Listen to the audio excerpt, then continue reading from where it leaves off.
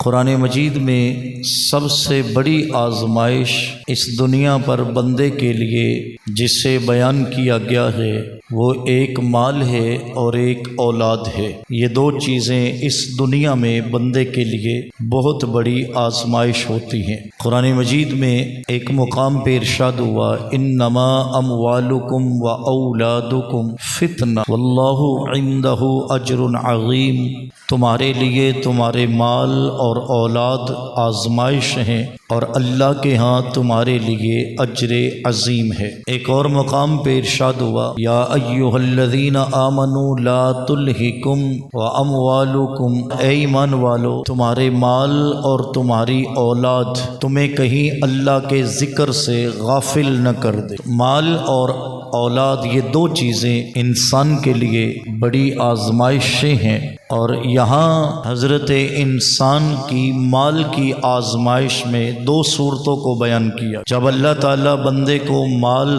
دے کر آزماتا ہے تو بندہ کہتا ہے کہ میرے رب نے مجھ پہ بڑا کرم کر دیا، اور جب اللہ تعالیٰ بندے پر رزق تنگ کر کے آزماتا ہے فیقول ربی اہانن، تو بندہ کہتا ہے کہ مجھے تو میرے رب نے ذلیل کر دی۔ دونوں صورتوں میں مال تو آزمائش ہے، مال کا مل جانا یہ بھی آزمائش ہے، اللہ کے کرم کی نشانی نہیں ہے۔ علماء فرماتے ہیں مال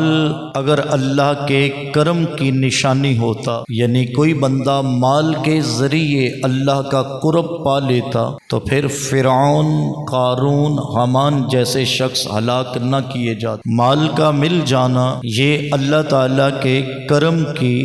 نشانی نہیں ہے،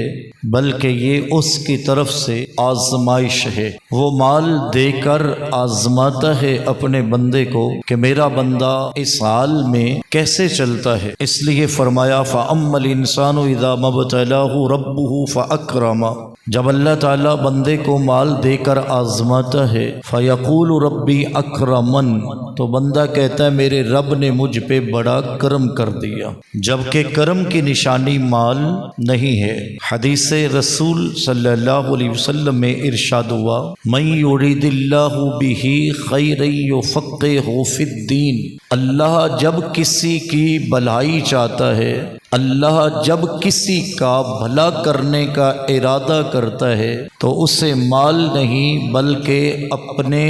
دین کی سمجھ عطا کرتا ہے۔ اللہ جل مجدہ الکریم جب کسی کی بھلائی کا ارادہ فرماتا ہے تو اسے اپنا دین عطا کرتا ہے۔ مال تو بندے کے لیے آزمائش ہے، اسی لیے تو حضرت سیدنا علی المرتضیٰ شیر خدا کرم اللہ وجہہ الکریم ورضی اللہ تعالی عنہ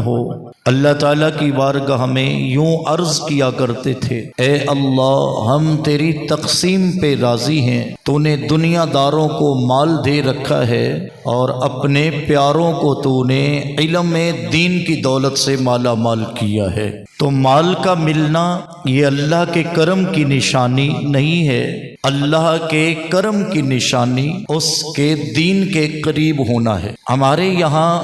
عرف میں جو بات مشہور ہو گئی، کسی کے ہاں مال کی کثرت ہو جائے تو ہم کہتے ہیں کہ اس پہ اللہ کا بڑا کرم ہے، اور کسی پر غربت کے ایام آ جائیں تو ہم سمجھتے ہیں کہ شاید یہ اللہ کی رحمت سے بندہ دور کیا گیا ہے، جبکہ بات ایسے نہیں ہے۔ حضور نبی اکرم صلی اللہ علیہ وآلہ وسلم کا فقر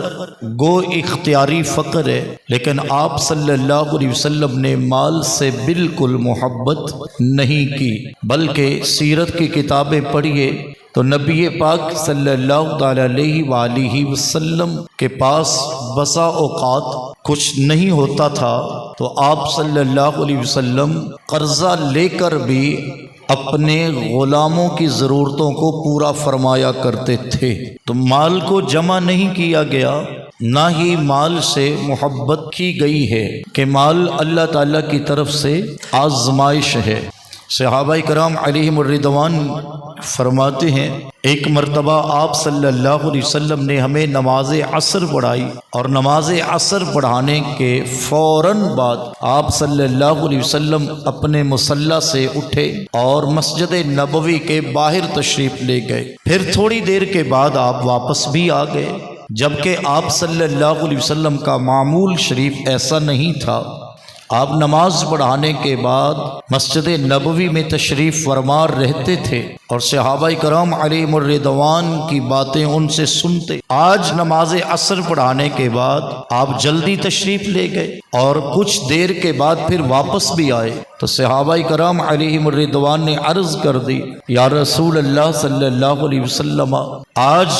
آپ کا عمل مبارک معمول سے تھوڑا سا ہٹ کے تھا، آپ نماز عصر کے فوراً بعد تشریف لے گئے اور پھر آپ واپس بھی آ گئے۔ تو ارشاد فرمایا، میرے پاس کچھ صدقے کا مال تھا اور ہم اسے تقسیم کر رہے تھے کہ نماز عصر کا وقت ہو گیا، تو نماز عصر پڑھانے کے بعد جلدی اس لیے گیا ہوں کہ وہ جو مال ہم تک پہنچا ہے وہ ہمارے گھر میں نہ جائے بلکہ اللہ کی راہ میں ہی سارا تقسیم ہو جائے۔